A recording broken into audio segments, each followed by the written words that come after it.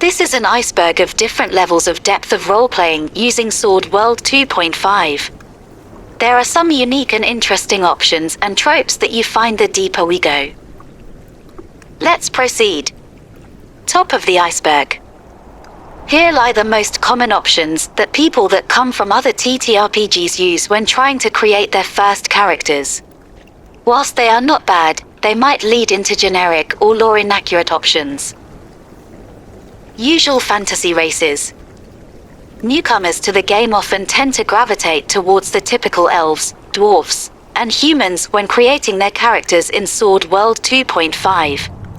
While the Raxian dwarfs bear similarities to the conventional dwarfs, it's important to note that forest-dwelling elves are less common in Raxir due to the natural affinity for water elves on Raxir have.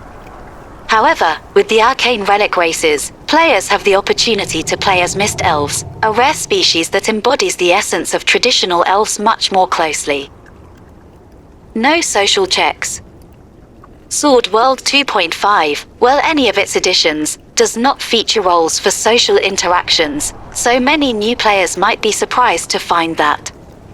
However, you still have detect and investigation checks. Race looks funny. Another common approach to Sword World characters is to select a race based on the art. Oh, a rabbit race, splendid. I shall create a murder hobo rabbit. Oh, plant race, I shall put a watering can in the inventory. Anime tropes. This one is self-explanatory. It is a jolly common trope in Japanese TTRPGs for players to pick their favorite anime, manga, VTuber character and turn it into a Sword World character. And luckily, the game system allows to cover many tropes with its countless class combinations and multitude of races. My previous character. The final common role-playing option is to take your previous character from any TTRPG and make them reside on Raxir. For instance, in our D&D video, we mention how you can roughly emulate D&D 5e classes in Sword World. However, you might encounter some missing racial options or your character concept may conflict with the setting, such as having a halfling caster while Sword World's grassrunners lack MP. Below the surface. Here we delve into more in-depth options that players who have read more Sword World books or have a GM to explain to them might use to create and roleplay their characters more effectively. Let's dive in. History tables. This is a straightforward option that allows you to select 3 aspects of your character's backstory to build upon, along with a reason for adventuring. Many official replay characters employ this method with satisfactory outcomes, but naturally, you may desire more depth and therefore utilize the subsequent options. Character Building Book. This is a supplementary book for 2.5 that allows you to create in-depth characters with many tables for different parts of the character's backstory. These choices not only influence the character's classes and combat feats, but also build a backstory for them along the way. It also includes helpful types of character class combinations for those new to the game, which can be quite useful. So in the end, you will get a well-rounded character that fits right into the colorful world of Raxian adventuring. It also includes the Sword's Grace reward system for good roleplay. Also check Momo Loop's detailed video for how to create characters with a character building book. Outlaw Profile Book. This is a sister book to the character building book for the second possible type of characters in 2.5, vagrants, characters working outside of adventurers' guilds. It contains similar types and backstory tables, but for vagrant characters, along with 4 new races geared towards being often vagrants instead of adventurers. Work skills.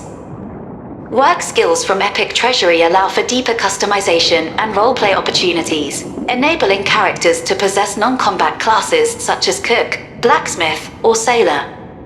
They can add flavor and provide chances to make non-combat checks, such as identifying ingredients of a dish, assessing the quality of a blade, or navigating a ship. Characters can have up to 10 levels of work skills with a limit of 5 levels in one work skill. Replays, whether in English or translated, can offer supplementary ideas for character roleplay and serve as a source of inspiration. The depths. Now we find ourselves in the depths of role-playing options, with numerous choices hidden within the 2.0 supplements. By utilizing these options, players have the opportunity to incorporate distinctive characteristics into their characters, adding a touch of uniqueness to your creations. NPC connections. This option can be found in Core Rulebook 3. It allows one to spend reputation to gain acquaintance or friendship with numerous NPCs, including kings and princesses. This can lead to some interesting roleplay opportunities for mid to high-level characters. The GM can use NPCs presented in Core Rulebook 3 as guidance for their own NPCs. Additionally, for the Terrestrial continent, please refer to the Lumiere Legacy supplement for a comprehensive list of connections with famous NPCs across regions from supplements and replays. Titles. Not many players are aware that they can acquire titles if they have gained any adventurer rank. Players have the freedom to choose almost any unique title they desire, within reasonable limits of course. However, it is worth noting that there are no specific rules governing these titles.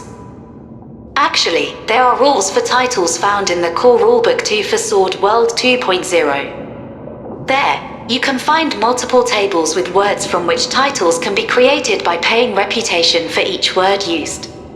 Also, you can find how much it costs to buy a house, having your own statues or poem, or a symphony written in your character's honor.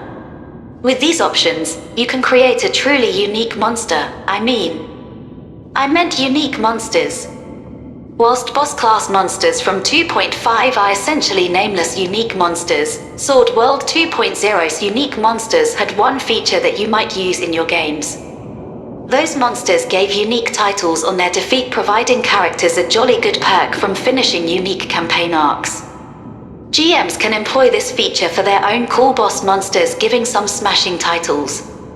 Let's say we have the Wizard King Lave, for no particular reason, then titles like Vampire Kingslayer or Bringer of the Sky might be appropriate rewards. Aristocrat Class. The Aristocrat class specializes in commanding legions and social checks. This class comes from the 2.0 Age of Grimoire supplement, which is specific to the Durandal era. However, its reflavored version has been utilized by several GMs in the modern Raxir. This class is renowned for featuring a social check known as the Impression Check. This check was devised to evaluate the refined manners and behavior of PCs in the noble setting of the Magic Civilization period, determining the impression they can make on others. However, these rules can be easily modified for other classes, like Bard. The 7 categories of impression checks depend on how the PCs behave towards NPCs they wish to impress. This class, along with impression checks, can change roleplay in campaigns it is present. And there you have it, the role-playing iceberg of Sword World 2.5. From the common and generic options at the top, to the more in-depth choices in the middle, and finally, the hidden gems in the depths below. Remember, role-playing is all about creativity and exploration, so dive in and let your imagination run wild. May your adventures in Raxir be filled with excitement, laughter, and unforgettable moments. Happy gaming!